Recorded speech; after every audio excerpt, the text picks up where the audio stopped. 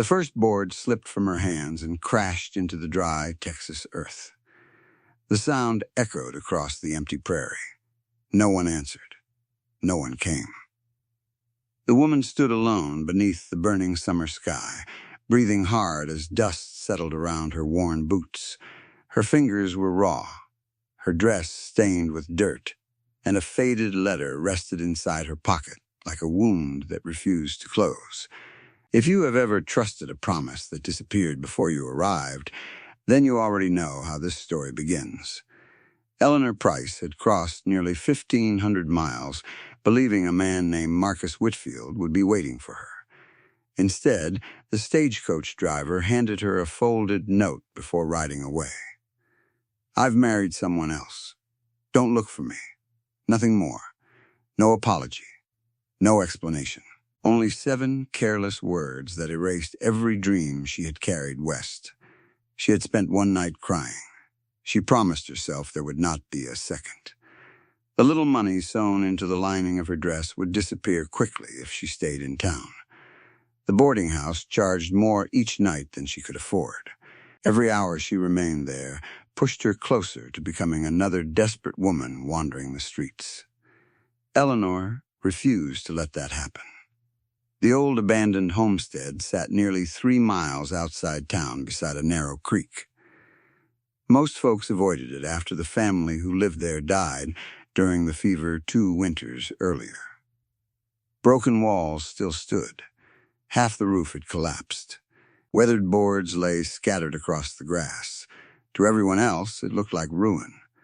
To Eleanor, it looked like the beginning of another chance. She worked from sunrise until the afternoon heat wrapped around her like fire. Each usable board was dragged into a growing pile. Bent nails were hammered straight against a flat rock. Broken fence posts became corner supports. She remembered watching her father build their Illinois barn years before. Every lesson she thought she had forgotten slowly returned. Measure twice. Brace the corners. Never trust weak timber. By late afternoon, she had raised the outline of a tiny shelter. It leaned. It looked ugly, but it belonged to her. She lifted another heavy beam onto the frame, balancing it with trembling arms. The wood shifted. A sharp cracking sound came from above. That beam's fixing to fall. The voice came from somewhere behind her. Deep, calm, certain, Eleanor spun around. Nearly 40 yards away, a tall cowboy sat quietly on a dark bay horse. He had not reached for the revolver resting on his hip. He simply watched the shelter. Then he looked back at the beam. It'll bring the whole frame down. Eleanor tightened her grip. Then I'll build it again. For the first time, the stranger smiled. Not because she was wrong, because she meant every word. He swung down from the saddle and walked toward the frame with slow, careful steps. Years beneath the Texas sun had darkened his face. His brown hat showed faded edges from countless storms. Thick, calloused hands carried the marks of honest work instead of gunfights. He stopped several feet away. "My name's Caleb Turner," she nodded once. "Eleanor Price." He studied the shelter another moment. "You've got determination. I'll take that as a compliment." "It is." His eyes followed the corner braces. "But determination won't stop this roof from landing on your head." Eleanor crossed her arms. "I didn't ask for help. I know. Then why are you standing here?" Caleb crouched beside one support post and pushed lightly against it. The whole frame shivered. "Because I've buried enough people who thought stubbornness could replace good lumber." Silence stretched between them. Wind rolled through the tall grass. Somewhere along the creek, birds scattered into the sky. Finally, Eleanor stepped aside. "Show me." Caleb didn't waste words. He lifted the crooked beam down before it could collapse. Using a stick, he drew simple lines in the dirt. When the wind hits this wall, the weight pushes sideways. He drew another line. If you brace it here instead, the pressure goes into the ground. Eleanor watched every movement. Nothing about him felt like a man trying to rescue her. He was teaching. That mattered. She copied the angle on the opposite side. He nodded. Better. Together they replaced the supports. The shelter immediately stood straighter. Caleb reached into his saddlebag and handed her a real carpenter's hammer. Its smooth wooden handle felt heavy compared to the cracked one she had borrowed from the abandoned house. "You'll need this. I can't pay you. I'm not selling it. I'm not taking charity." He looked toward the unfinished shelter. "I'm investing in good work." For a second, she almost argued. Instead, she drove another nail. One clean strike. Then another. The board settled firmly into place. Caleb watched quietly. "You learn fast. My father believed daughters should know more than sewing." Smart man. The afternoon slipped toward evening. Without speaking much, they found an easy rhythm. Caleb cut stronger supports from fresh cedar poles growing along the creek. Eleanor measured and fastened every board into place. When she suggested raising the front roof higher so rainwater would drain away faster, Caleb studied it for a moment before nodding. "That'll work." Neither cared who had the better idea. They only cared whether it was the right one. By sunset, a small but solid shelter stood beneath the cottonwood tree. It wasn't beautiful, but it would survive its first storm. Caleb loaded his tools back onto the horse. Before climbing into the saddle, he placed a small canvas sack beside the doorway. Inside were dried beef, coffee beans, a box of nails, and a fresh roll of bandages. Eleanor frowned. "I told you I don't accept charity." "You don't." He adjusted the reins. "You earned every bit of it." "How?" "You listened." He tipped his hat. "I'll ride by tomorrow." "You don't have to."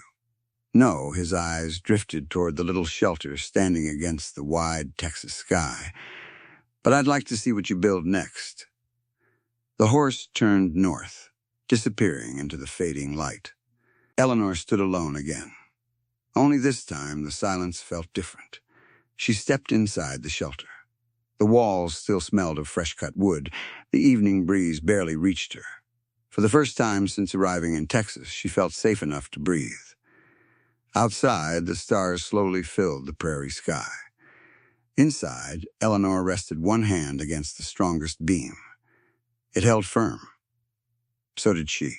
Morning arrived with cold mist hanging over the creek and sunlight spilling across the prairie.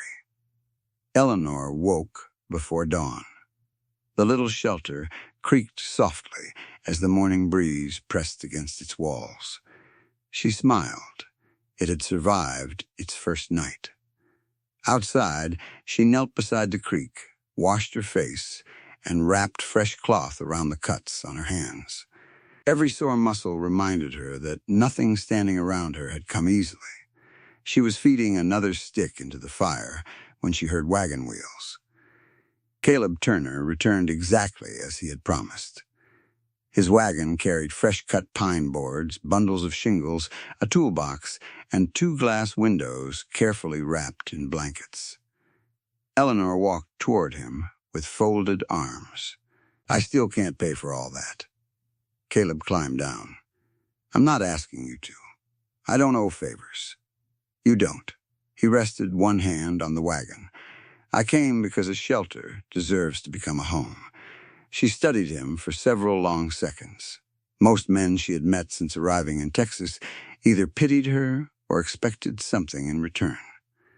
Caleb expected neither. That alone made him different. They began working before breakfast. Caleb showed her how to dig deeper foundation holes so the walls would never lean. Eleanor measured every board twice before driving each nail. Neither wasted words. By midday, the shelter had real walls, a stronger roof frame, and a doorway that actually closed. As they worked, Caleb noticed a leather notebook resting beside Eleanor's blanket. "You keep records?" She nodded. "My father taught bookkeeping." "You any good?" She opened the notebook. Every dollar she had spent since leaving Illinois was carefully listed. Every meal, every stagecoach ticket, every remaining coin. Caleb let out a low whistle. You know exactly how much money you've got left. $291.43.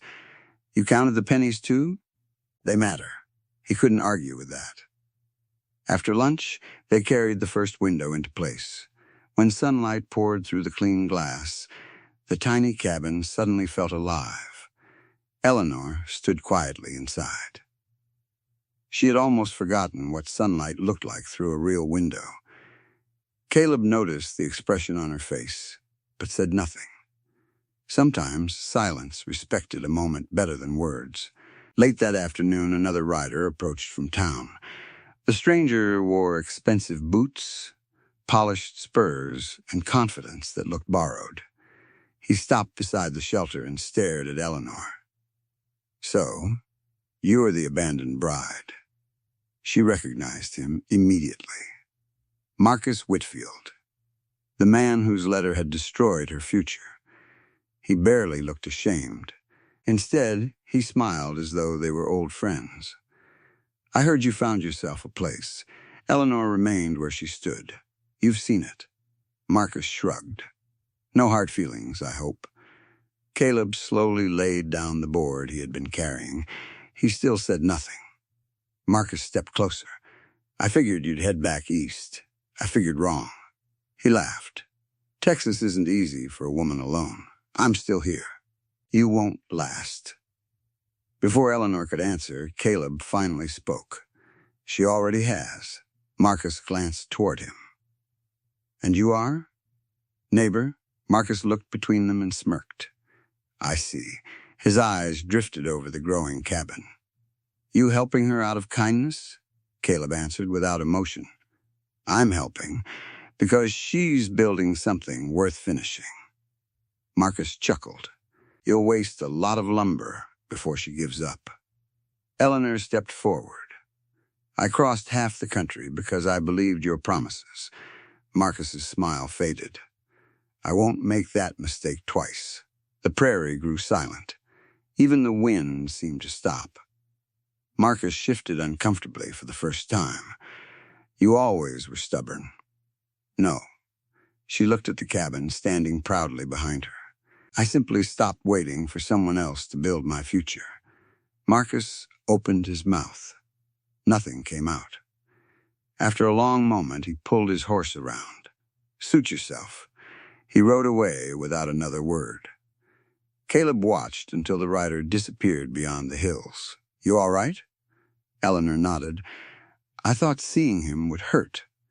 And it doesn't. She looked back at the cabin. I already buried that part of my life. Caleb smiled quietly. Good. The work continued until sunset. Together they finished the roof. They hung the wooden door.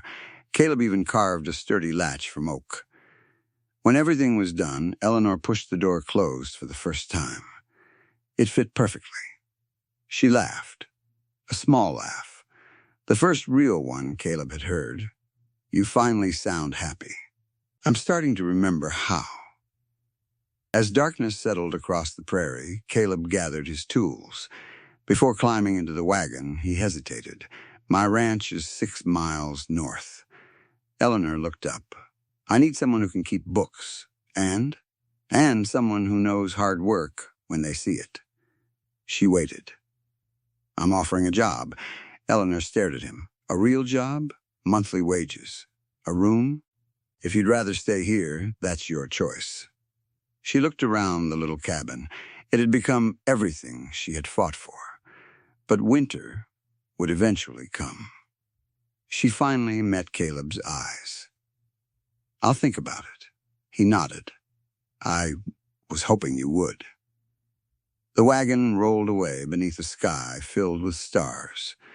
Eleanor remained standing in the doorway of the cabin. For the first time since arriving in Texas, tomorrow no longer frightened her. Instead, it made her curious. 3 days later, Eleanor Price rode beside Caleb Turner toward his ranch. She had accepted the job, not because she wanted someone to rescue her, because she wanted a future she could earn.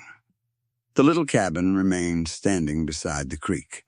Before leaving, she locked the door, rested one hand against the strongest wall, and smiled.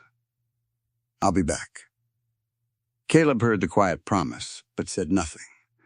The ranch appeared beyond a wide stretch of prairie. A weathered white house overlooked rolling grasslands filled with cattle. Nearby stood a large red barn, horse corrals, a smokehouse, and a row of cottonwood trees that shaded the yard. Several ranch hands paused their work as the wagon arrived. Their faces carried the same question. Who was she? Caleb climbed down first. "This is Eleanor Price." The men tipped their hats politely. One older cowboy stepped forward. "I'm Ben Carter." Another smiled. "Name's Luke." A gray-haired cook's assistant carried 2 heavy buckets toward the kitchen. "I've been praying someone would take over around here." Laughter spread through the yard. The ice broke. Within a week, the ranch felt different. Eleanor reorganized the kitchen. She planned meals weeks ahead. She tracked supplies. Nothing was wasted. She reorganized Caleb's account books until every expense and every cattle sale finally made sense. One evening, she quietly placed a finished ledger in front of Caleb. "You've been losing money." He frowned. "I have?" She nodded. "The middleman buying your cattle has been underpaying you for almost 2 years." Caleb stared at the numbers. Every page proved it. "I never noticed. You trusted people. And you didn't. I trust numbers." The next week, Caleb rode directly to the cattle buyers himself. When he returned, he carried nearly $400 extra. The ranch hands celebrated. Ben laughed louder than anyone. "I told you hiring her was the smartest thing you've ever done." Caleb looked toward Eleanor. "I believe you're right." Autumn arrived. The ranch grew stronger. New fences went up. More cattle filled the pastures. For the first time in years, Caleb finished the season without debt hanging over his shoulders. But not everyone liked seeing the Turner Ranch succeed. One cold evening smoke rose beyond the south pasture. Ben came racing toward the house. Fire. Everyone ran. One storage shed stood wrapped in flames. The dry wind carried sparks toward the hay barn. If the fire reached it, the entire ranch could disappear before sunrise. Caleb grabbed buckets. The ranch hands formed a line. Eleanor noticed something others missed. Fresh horse tracks. Only one rider. Someone had started the fire. She followed the tracks through the darkness until they reached the edge of the property. A rider waited there. Marcus Whitfield. He looked shocked to see her. "You?" Marcus tightened the reins. "You should have left Texas. You burned the shed. You ruined my reputation." "No." She stepped closer. "You ruined it yourself." Marcus suddenly turned his horse. Before he could escape, Caleb and 3 ranch hands rode around the hill and blocked every path. Ben pointed his rifle toward the ground. "Ride another step." Marcus stopped. The county sheriff arrived before sunrise. One frightened ranch hand from Marcus's place confessed everything. Marcus had promised money if someone burned the Turner Ranch before winter. By noon, he sat inside a jail cell. As the sheriff's wagon disappeared, Caleb looked toward Eleanor. "You could have stayed inside. So could you." He laughed. "I suppose that's true." Winter settled across Texas. Snow dusted the prairie. Smoke curled from the ranch house chimney every evening. The kitchen became the warmest room on the ranch. Laughter replaced silence. Hard work replaced worry. One snowy afternoon, Caleb rode with Eleanor to the small cabin beside the creek. It still stood exactly where they had built it together. The boards had weathered darker.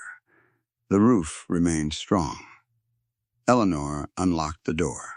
Nothing inside had changed. She ran her fingers across the wall. "This place saved me." Caleb shook his head.